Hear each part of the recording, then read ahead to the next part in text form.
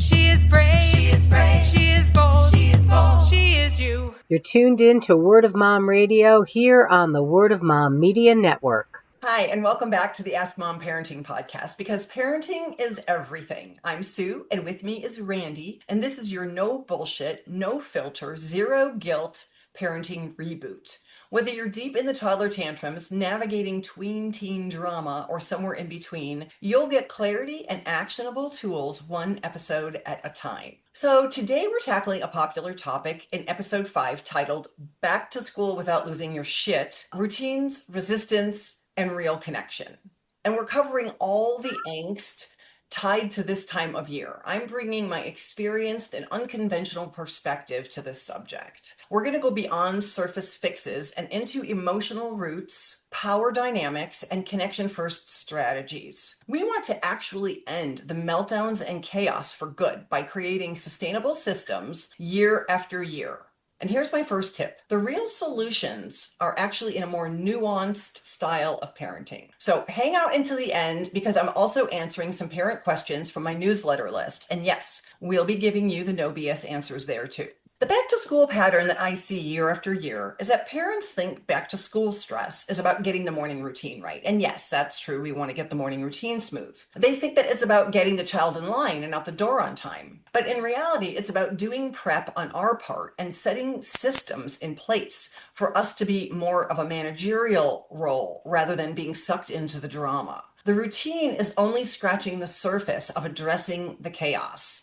Beneath it, there's a perfect storm of kids adjusting to a new environment, new expectations, and all the social dynamics that the new year brings, not to mention hormone changes for when that age starts. Parents are also unknowingly carrying their kids' emotions in addition to our own, and these factors lead to mornings that run on reaction instead of proactive planning and leadership. By the end of this episode, you'll be able to spot the real reasons that mornings feel like a fight and then fix them at the root. Use connection-first strategies that make kids more cooperative so that you don't have to yell. And implement a repeatable action plan year after year for smoother mornings, even when things go sideways. So let's get into it. Why does back to school seem to break so many of us? Why is the time surrounded by back to school so full of heightened emotion? It's not just school supplies and sharper pencils, it's power struggles, pressure, parental guilt. There's a lot of demands on parents to volunteer, to bake cookies, to facilitate homework, to drive to practice and make meals every single night. And I think we also take on some of the uncertainty that our kids are feeling. And that's all enough for me to tell anybody to just lose my number. Randy, how do you feel when you take your kids to school? Like after the summer off and the first day of school, what are you feeling? I'm actually feeling quite excited. I love back to school time. So where I live, back to school is early September. So it's just a nice, beautiful time of year. We're kind of heading into fall.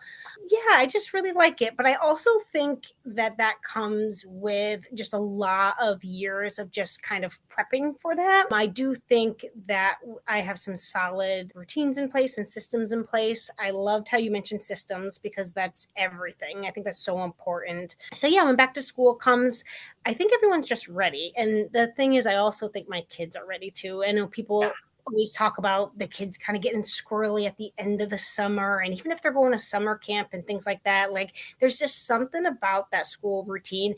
Even if you're homeschooling, it's still a different routine. And people and kids love that, I think. And I think parents love it too. But for me, when you heard it said systems, it was like a light bulb in my head because that's where the magic sort of happened with me. I read a lot about having systems in place. For example, like my kids' backpacks are always in the same place. They don't ever move. You know, if they need to take homework upstairs, they do. Then it's back down in their backpacks. If I'm going to get caught up in a morning struggle, it's with the lunches probably. If I'm usually my kids will pack their snacks and I'll probably make the sandwich. But when I can get into doing it the night before, it's beautiful. So that's another system in place. Anything you can do the night before, even having like I have a loose laundry schedule that I do, but it took a long time of getting there. It really started when my kids were like young and in daycare. And I think that's another reason why it was just been a little easy for the back to school transition because the kids were always in daycare or preschool and they always had somewhere to be at a certain time. And now we just have a solid routine, but the systems being in place is huge. And it's for school and for like your household too, knowing where things are, where things are supposed to be. If my kids come home with a permission slip, I sign it right there. I have a system. My kids actually come home with a folder. They each have a folder, and all their stuff that they keep home is on one side, on what they have to bring back to school is on another. And like, I don't look in that folder until I know I'm ready to take care of whatever's in the folder. So all systems like that, and a lot of it's like household type stuff too. It took years to curate, but it really makes all the difference.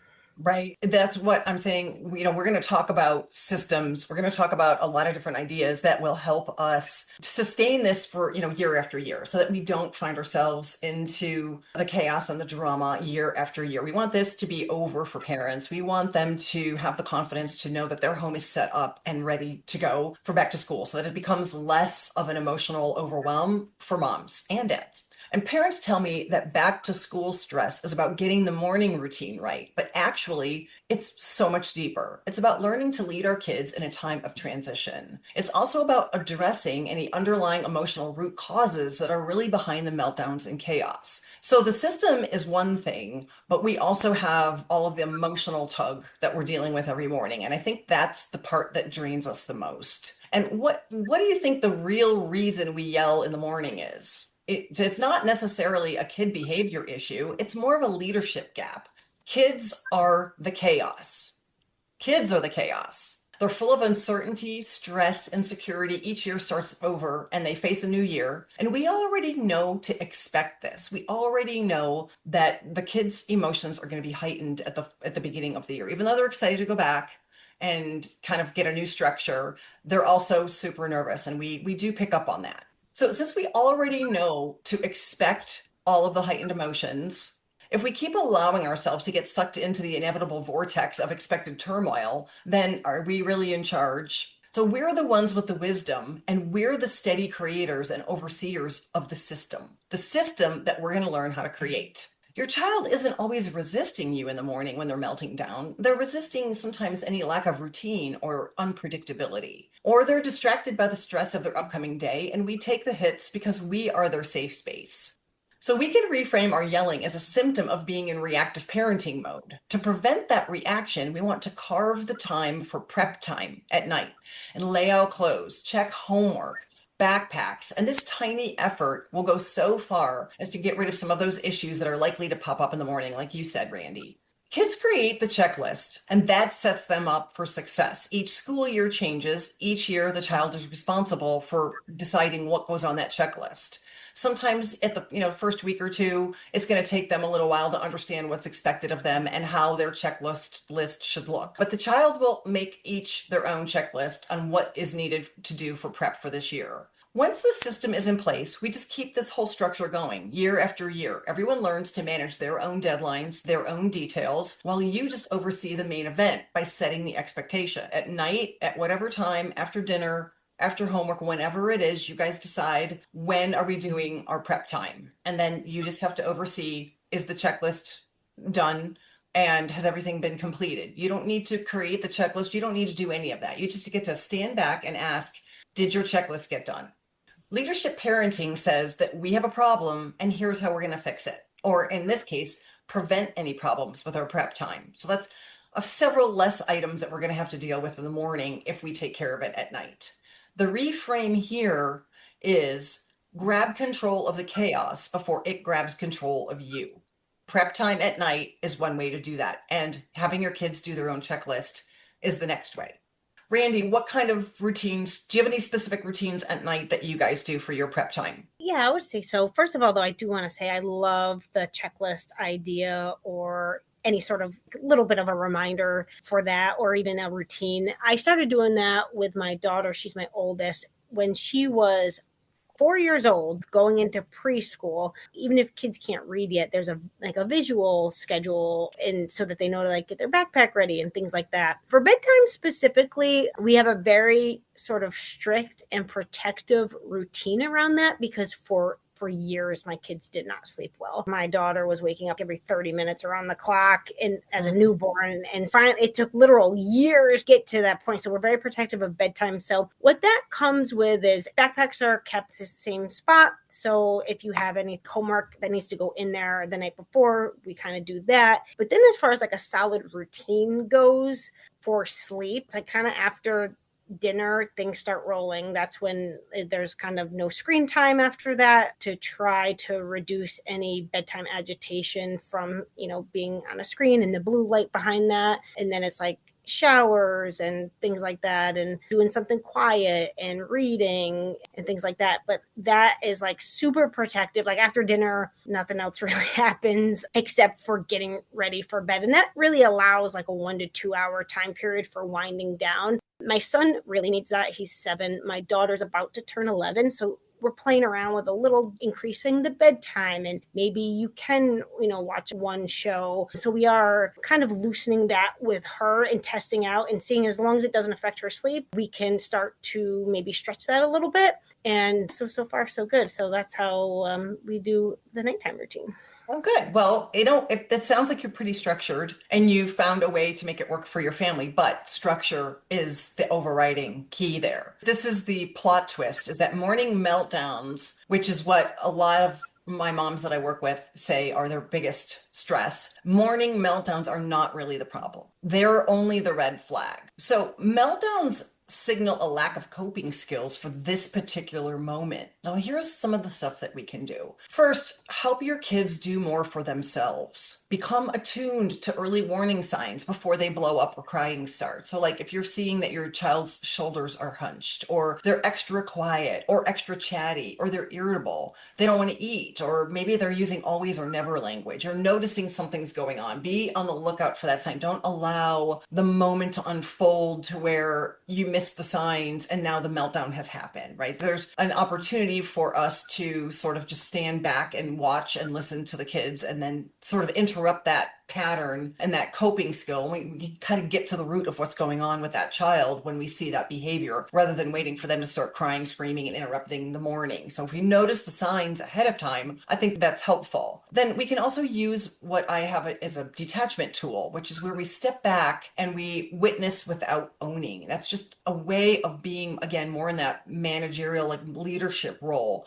Just because our child is having a meltdown, we don't have to absorb that emotion or that outburst. We can stay somewhat detached with our own boundary. And why? Because we expected this, so we don't have to react. Again, we're getting back to that big picture idea that mornings are stressful. We know our kids are going to have a whole set of new emotions, and we are expecting the behavior. It's like if you have a friend that's always late and you build in that time, like she's always 10 minutes late, no matter where you go. So now you're like, okay, this isn't personal. I'm just going to build in the 10 minutes. I'm going to leave a little bit later because I know she's not going to show up on time. Like, whatever. We can predict that our kids are going to have these emotional moments. So that doesn't mean I have to answer each of them. And it doesn't mean that I have to allow the whole morning to go sideways because of that reaction and because of that emotional outburst. So we don't always have to react because we know that it's coming. When we step back and give the child grace and space, they can create their own coping strategies. We're here to support and teach them until they're able to get that skill down, but we don't have to step in and we don't have to solve it.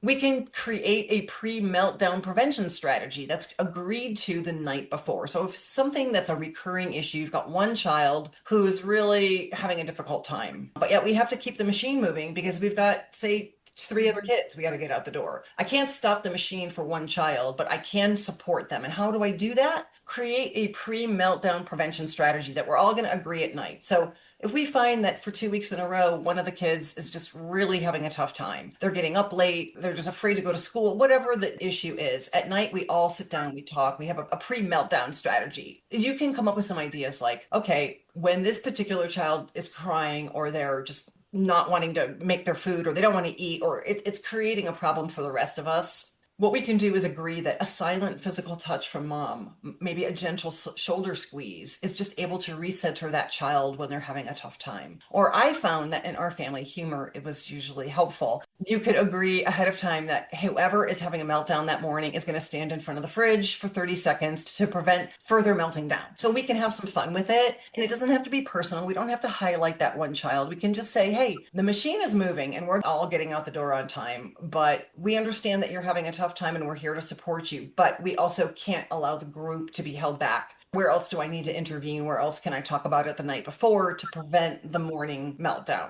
Time management is a myth. It's about emotional management, really. And what's the best way to regulate kids' emotions? First, let's all agree that yelling doesn't save time or make anyone feel better, especially ourselves. I know that when I was yelling in the morning, I wasn't leading or providing an example for how to handle stress. I just know that I felt kind of bad when I dropped the kids off. My throat hurt, and they probably forgot about it soon after homeroom, but I was feeling bad the rest of the morning. Second, we can create a reliable routine. Predictability and routine is calming to kids by keeping them steady, which leaves less room for chaos to take over. Components of the routine can include the same wake up time, even on weekends. I know that sounds crazy, but like within a 30 to 45-minute radius of wake up time, especially for younger ones, we get up pretty much at the same time. The only exception to that is teens because they need sleep on the weekends. So a consistent wake up time will anchor the nervous system. That's super important for getting to school feeling ready. You can have a built-in connection time. So like right after waking up, you can create a little routine. What I did was I would sit on the edge of their bed when I'd wake them up and I'd rub their back, but I would gently push them. I'd start at the head and I'd just like push them down into the mattress and go all the way up and down. They would make their moaning and it would be funny. And they'd be, Mom, and it was just a couple, 30 seconds for the four kids. And when they got older, the expectation was to set your own alarm and get yourself up. But just have like a little routine, a little connection routine in the morning. It's such a familiar feeling. It's such a comfort for the kids to know mom's coming up. A little bit of touch, a little bit of silly, and just doing that every morning is just really an important connection tool. And then also maybe have a rule about no talking about school tasks or rules for either the first 15 minutes or maybe all morning, or just give them the time to let their brain wake up. Never wake up and then start hitting them right away with all the expectations and things that they need to get done. I've made that mistake many, many times. My kids still tease me about how I would come upstairs yelling. That doesn't work. By the way, note to self. Parenting the feelings under the surface. So the chaos that we're having in the morning and the meltdowns, we're always looking for what's going on behind it. It's not what, it's why. These are the nuanced strategies that I talked about in the beginning. So first you can start to address your own back to school emotions. We often mirror the anxiety or the guilt that the kids are feeling. We're moms, we're nurturing, we're empathetic. Sometimes we're taking that on, and therefore we're more easily getting sucked into that drama in the morning and all the chaos and the emotion, the heightened emotion. So if we're expecting behavior to go sideways or we're planning ahead, we get less likely to get sucked in. Just remember, are you taking that on? And if so, it's not your deal. I know that sounds harsh, but it's theirs to figure out, and you've already been to school. So we don't need to take any of that on. And that is how the kids will develop their own coping skills and create their own decisions. And when we're in more of a support role, it means that we step in when needed, not all the time to solve each emotion. You can help your child decode any sadness or resistance. Or another nuanced parenting strategy to get through the mornings is to help your child be able to learn how to decode their own sadness, their resistance of maybe why they don't want to go to school or see a certain friend or any hesitation that they have. You can teach them how to zoom out of any micro moment. I have a whole protocol that I teach about decision making, which we'll get to in another podcast. But one of the tricks to that is teaching the kids to zoom out of that micro moment, how to teach kids to get out of that specific moment, whether it's thinking about something else that they get excited about, thinking about what do they have control over, never feeling that something that somebody says to them makes them feel like a victim. Whatever the situation is, we can help our child sort of get in touch with their own feelings and decode their own reasons for sadness and resistance by maybe just a gentle probing, asking a few simple questions, helping them zoom out of that micro moment that's got them all full of anxiety at that particular time, and then help them get past that so that the morning can get back on track. And instead of saying a blanket statement like, you'll be fine, try to isolate the specific feeling. Try something like, new experiences always feel strange at first. I can't wait to hear how you navigate it today. Now I'm putting that back onto them to solve. And I'm saying, I can't wait to hear. So I want to be connected. I want to hear what's going on. I want you to share with me, but I can't wait for you to share with me how you chose to handle it. And most important, remember that as the parent, you are in charge. You don't need to do everything. Ask the kids if their activities are overwhelming to balance and dial it back. Have them pick club sports versus school sports. We had a child who was in track and he kept getting pressured to do the year-round track. First of all, that's a whole other podcast subject, but it was just asking him, how do you feel? And also getting him in touch with the fact that this could create injuries and then you're going to hurt your spring season. Do you really want to be running all winter? And these are the types of things that we are looking at nuanced parenting. We're in charge and we're providing those leadership questions and those leadership prompts and thoughts for the child to think about. And that's where I talk about not just about the meltdown, it's the root causes. If he's seeing like, I don't want to go to track practice today. Okay, well, let's get to the bottom of why. Is it a coaching issue? Are you feeling like you're not being very good? Should we look at extra help? Like, what is going on below the hunched shoulders, the sadness, or whatever, helping him decode how he's feeling? What's going on beneath that? So wrapping this up, here is a repeatable action plan that I think will really be beneficial for moms in the morning to keep things on track, to keep things moving, addressing the emotional outbursts that we now know we don't have to react to because we know they're coming. We already know. Let's just admit, we all know that there's going to be meltdown. So why are we acting like we're surprised? And why are we acting like we have to come up with some fancy tool? We don't. We can help them solve it for themselves. But the repeatable action plan that you can build out each year and change it for the school year. Create the night before prep time to prevent reactive yelling in the morning.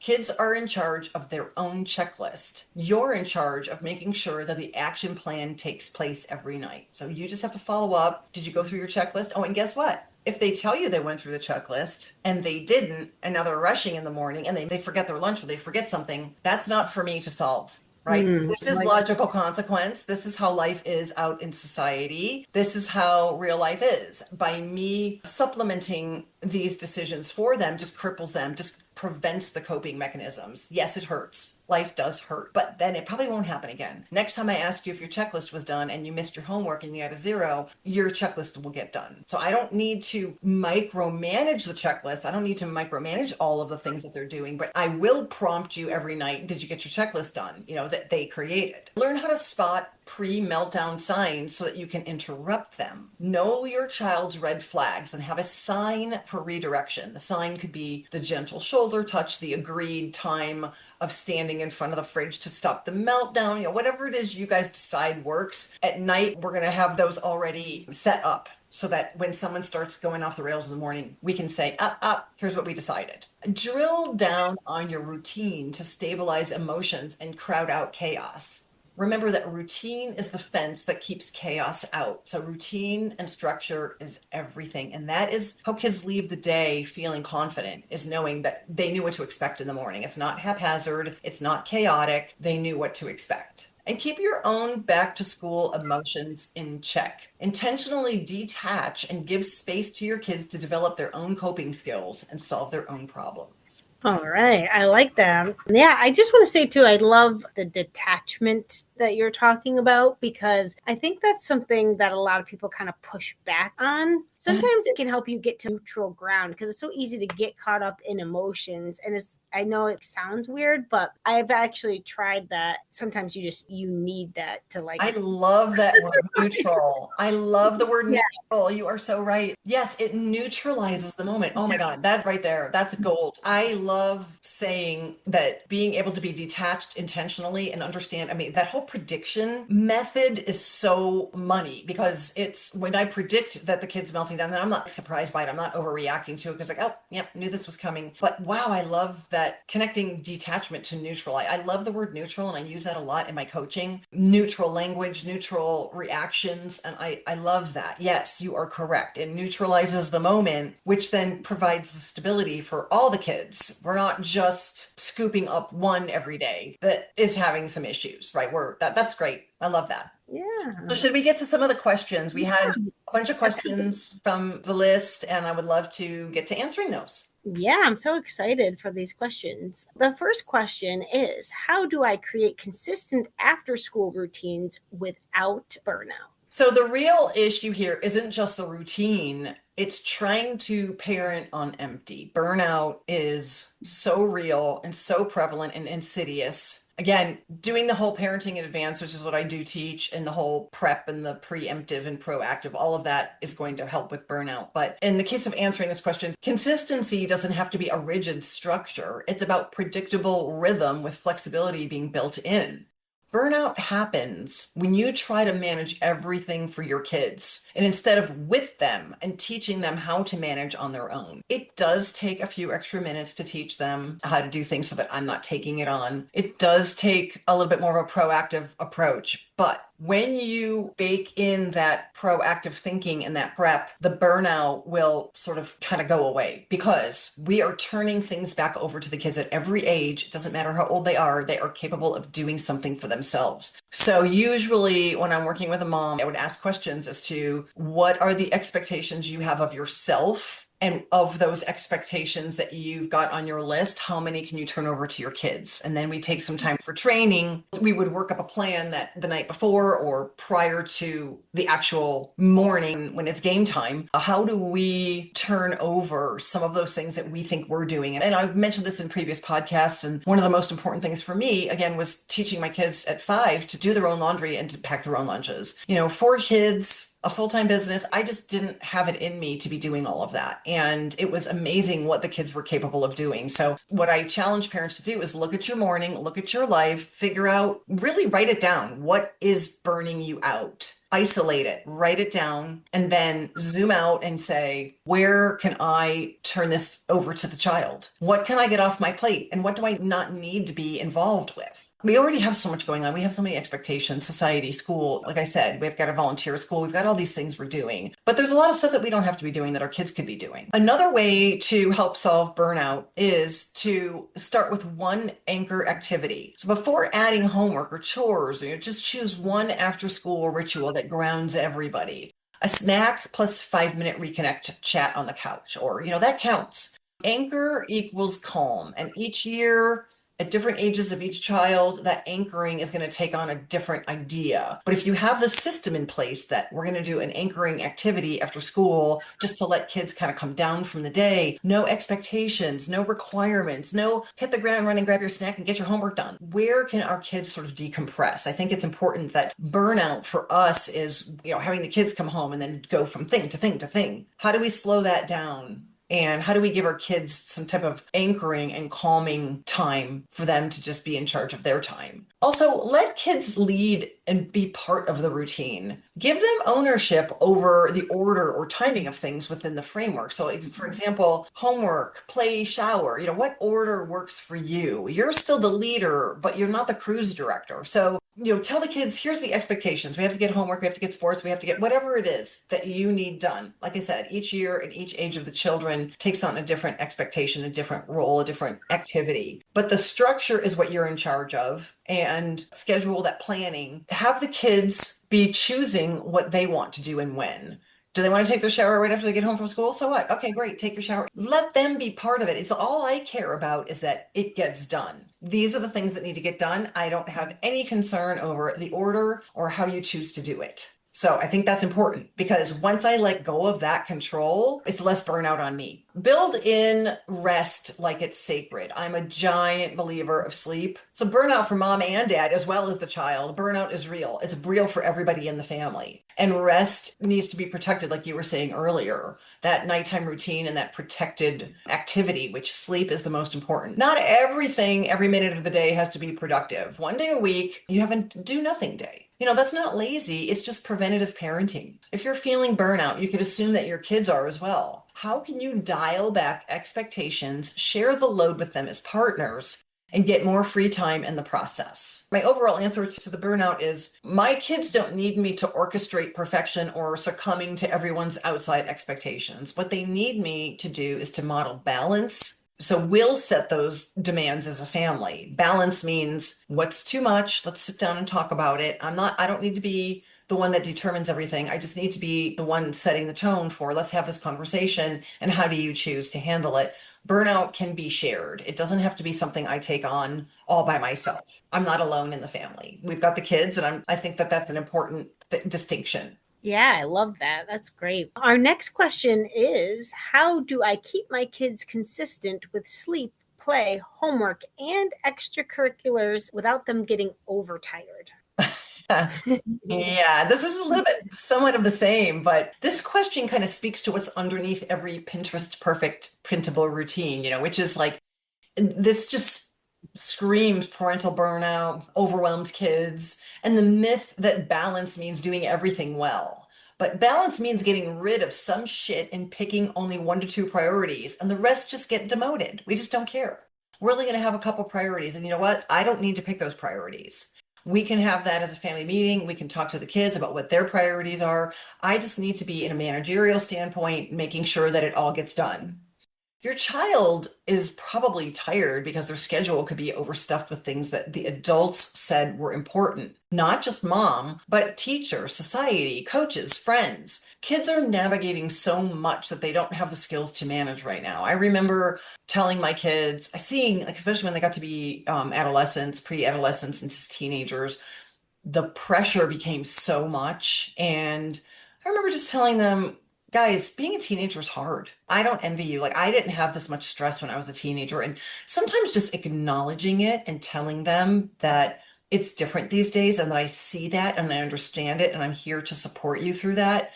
Wow, I could just see some of the tense face muscles relax because just showing the kids that I understood and telling them that I understood, and then having a conversation like, how do we pull this back? Even with sports, our daughter chose to do a club volleyball, but she also played volleyball in school. And wow, club, no way. It's too much. The pressure that they're putting on and the financial drain. And at the end of the day, they didn't really want to be athletes in college. They just wanted to go have fun. And you have to, again, zooming out, what's really important? And is this about me or is this about her? I think it's important to think about all of those factors and incorporate all of them into your decisions, the conversations that you have with your kids. I think overall, what I would teach is that sleep is non-negotiable. That was something we just were not going to budge on. Everything else flexes to sleep. With rest, everything is possible. I guarded bedtime for all it's worth. If an extracurricular activity pushes bedtime later than the child can handle, that activity isn't worth the cranky mornings and the behavior blowback that we're going to get. Rotate the focus. Don't stack it all at once. So you can do a rotating schedule. Some weeks the focus is play. Other weeks it's school. Teach your kids that not everything gets 100% every day. It's not failure. It's a reality, and that's what we do as adults to pace ourselves. It's what balance really looks like in real life. And they kind of look for that crash window. Most kids need a deep compression gap right after school before they can do anything else. And that's not them being unmotivated. That's their nervous system catching up from a stressful day. Most important and overlooked is to check in with your child on the pace, their level of interest, and how they envision what balance looks like for them. Always ask the kids. Get their input, get their feelings, and incorporate that into the overall decision. And the parenting reframe for this one would be, the more I protect the rest and the routine, the more I protect their ability to learn, grow, and to actually care. So parents have a hard time with getting kids to care. You can't care if you're exhausted. Yeah, great point. Exactly. Another question: what strategies work for reducing homework battles? Well, first of all, I hate homework. So I commiserated with the kids about homework and told them I thought it was not fun. What strategies for homework? I think, oh, wow. We had so many times where I can remember one of our kids just sitting at the table in tears. At one point, he got so bad I had to tell him that he had to stay at the table until it got done. I don't normally resort to that, but there are gives and takes that with homework battles. I think, I'm kind of lucky in a sense of our kids are both in elementary school right now, and the elementary school doesn't emphasize homework, although there is a small amount. And I do think that is from a lot of parents not really wanting it, especially at the younger age. I think as they go up, they're going to definitely have more expectations. But I think kind of what you said in the last question is everything. It's that period of rest first. I know when my kids come home from school, they just rest, and some food is definitely what they need to kind of recharge. They just kind of come home exhausted. So there's that rest first, and then usually the homework can get done. I have an idea. This was something that I did with the kids when they were in college too. It depends on your home and how you want to execute this. One of the things that I would have the kids do is teach me. I would either have a whiteboard or a chalkboard, or, maybe have that set up somewhere in the playroom, wherever. And whenever I was getting a battle, like if homework was just really, really hard, or they just weren't able to understand what was being asked, we would have a little bit of fun, and I would have them teach the lesson to me.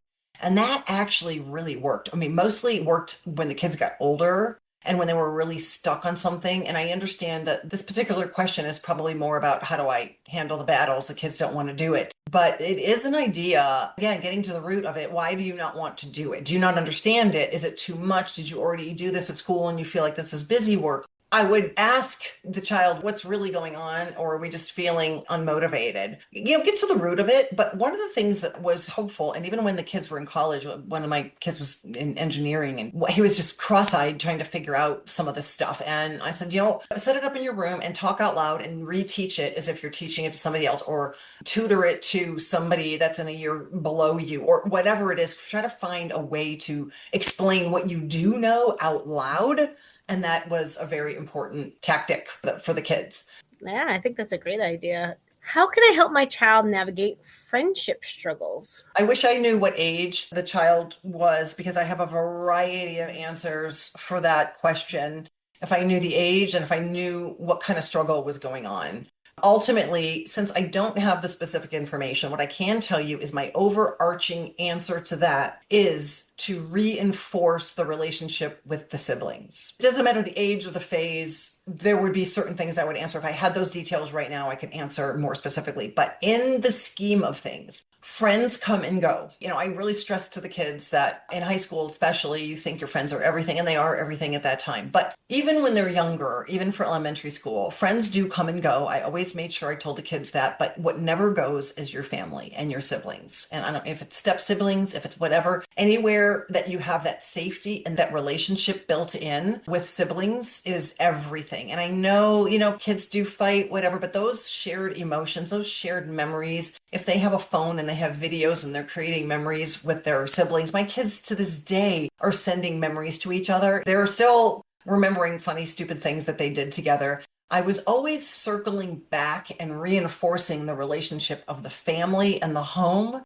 and really minimizing the importance of the friendships from school, because you are going to get your heart broken. You are going to be left out. And I would tell the kids this up front. Whatever friendship struggle is going on right now, yep, this is going to happen. This is not the last time this is going to happen. I'm very practical, matter of fact, injecting wisdom into what the kids are learning and what they're experiencing from my adult perspective. Yep, people are going to let you down. They're still letting me down, even at my age, even the business people, anyone I think is a friend. Sometimes the friendship struggle is more about the child. We don't know what's going on at the child's home. If there's bullying going on, I always have the kids go, let's look at what might be going on in their home. So friendship struggles, without more specific data to answer this question, I would say that my biggest answer is just reinforcing that family dynamic and always circling back to the importance of the people that don't let you down. Yeah, I think that's a great answer. I also think while you were saying that, I thought about role playing with a child on how to navigate, because it's hard. For example, like we don't know if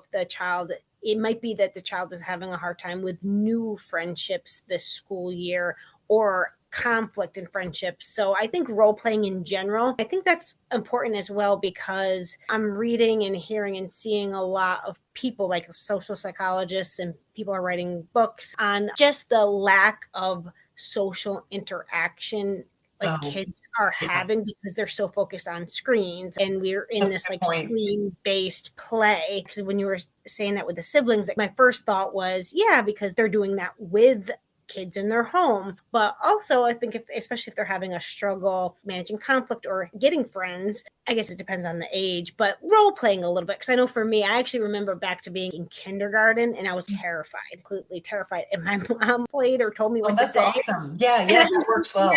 I remember walking up to one kid and just verbatim saying, "Hi, my name is Randy. What's your name?" Oh, like a robot. And my mom just said say it to one person. Yeah. And I did. Like, Great idea.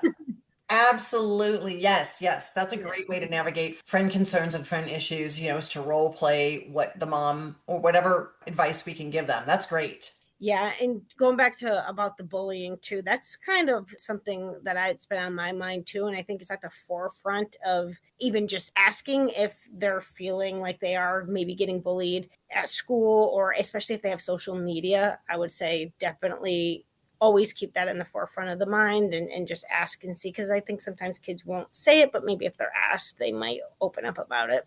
That's one other thing too to add to that. If you do have siblings at home, the relationship you create with your first one, especially depending on the age gap, like in your case with the 11 and 9, my oldest was my buddy, man. Like he really helped me understand some of the stuff that might have been going on with the triplets. It was 3-year age gap was great. I had trust. I built that relationship with him.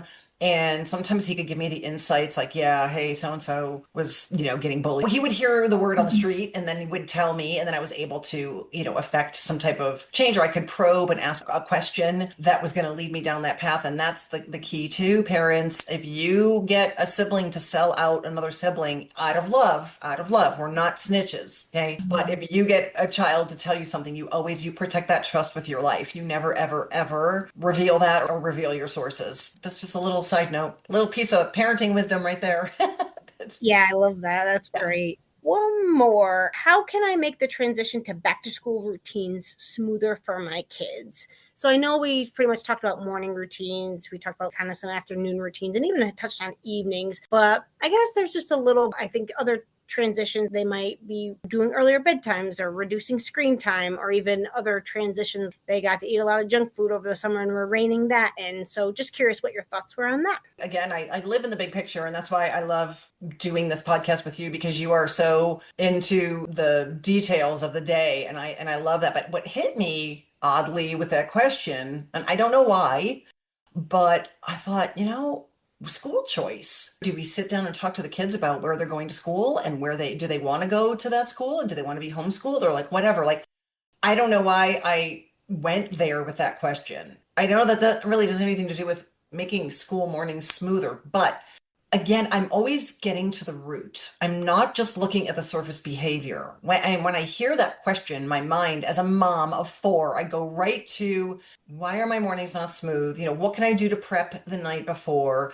My main answer too is, how do I get my kids to take on more? When your kid has skin in the game, they're taking ownership, and the morning is going to go more smoothly. 90% of the time when I'm talking to parents, I'm seeing that they will have an intellectual conversation with me about, yes, I should, but the execution level just isn't there. Sometimes they're just not holding that boundary, or they're not creating that structure or that system. And so I come back to the system, I come back to the prep. However, there's some type of intuitiveness I'm getting from that question. I don't know why. That's making me say, how often are your mornings not smooth if you've put those things in place, if you're prepping at night and you're doing all the things that we talked about, and you're turning some more things over to your kids, and you're detaching with intention to let them hold that space for themselves, and they are also dealing with consequences of their inaction. You have to allow that. Because the more you don't allow consequences to unfold with their inaction, the more you pick up the pieces for them, the more you're going to keep getting morning chaos. So there's that. But what kind of chaos are we talking about? Are we talking about, I just don't want to go to school? Getting to the root. So as parents, if we're leading from a more big picture managerial standpoint, like I've said, we're going to see the below the surface, the root situation. We're going to probe that, and we're going to probe, do you even want to go to the school? Are there any other schools that are district? Do you want to be homeschooled? Like, what's really going on? With our kids, I always had, everything was on the table. We talked about everything. Everything was open. We were honest, and everything was on the table. I don't know why, but I was inspired to go there with that question.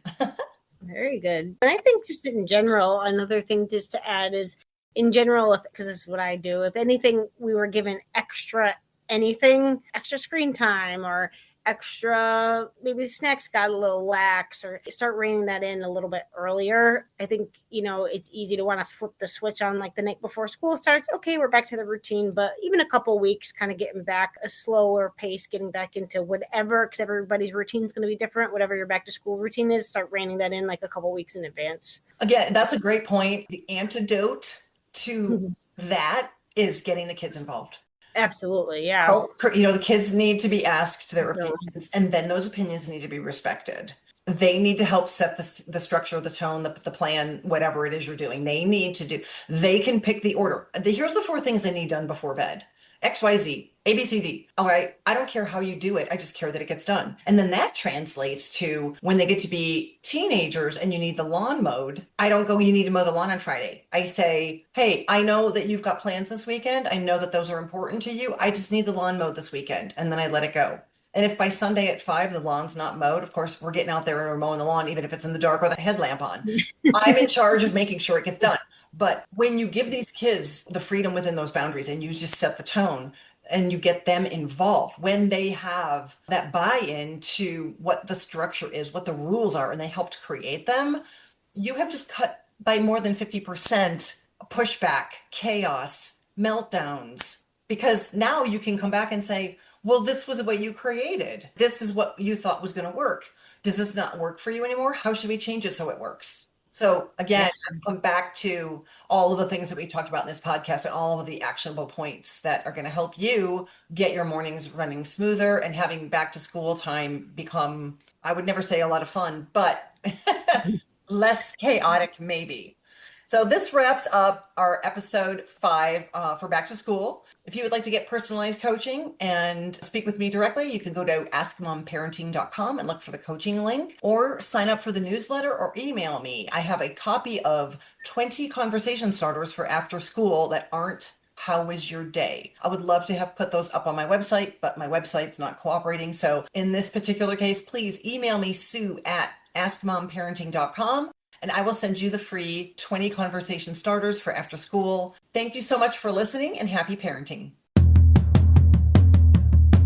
She is sure. She is sure. She is strong. She is strong. She is true. She is true. She is brave. She is brave. She is bold. She is bold. She is you. She is you. She is you. She is you. She is sure. She is sure. She is strong. She is strong. She is true. She is true. She is brave. She is brave. She is bold. She is bold. She is you. She is you. She is you. She is you. Sure of herself, yeah, she takes care of biz. Powerful and strong, yeah, she knows who she is. Has integrity, woman strong and true. You know her by name, see this woman is you. She is sure. She is sure. She is strong. She is strong. She is true. She is true. She is brave. She is brave. She is bold. She is bold. She is you. She is you. She is you. She is you. She is sure. She is sure. She is strong. She is strong. She is true. She is true. She is brave. She is brave. She is bold. She is bold. She is you. She is you. She is you. She is you. Adds value and hope. Has proved to be brave. See, it's never too late. Never time to behave. Reaching for dreams. Doesn't matter the age. Believes in herself. Unleashed from her cage. She is sure. She is sure. She is strong. She is strong. She is true. She is true. She is brave. She is brave. She is bold. She is bold. She is you. She is you. She is you. She is you. She is sure. She is sure. She is strong. She is strong. She is true. She is true. She is brave. She is brave. She is bold. She is bold. She is you.